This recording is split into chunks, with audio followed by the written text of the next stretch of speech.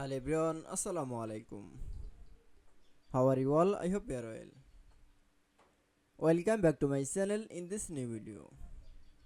Today's video, how to move shift cell right in Microsoft Excel. So let's start it.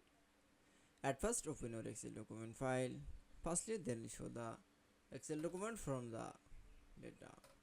This from the move from the shift cell down. Right. Firstly select from the text. Now keyboard press from the Control Shift plus. Now click on the Shift cell right option. Now for OK. That's it. Then show the this format from the right cell right. Then again same process another document. Now for select. Now keyboard press from the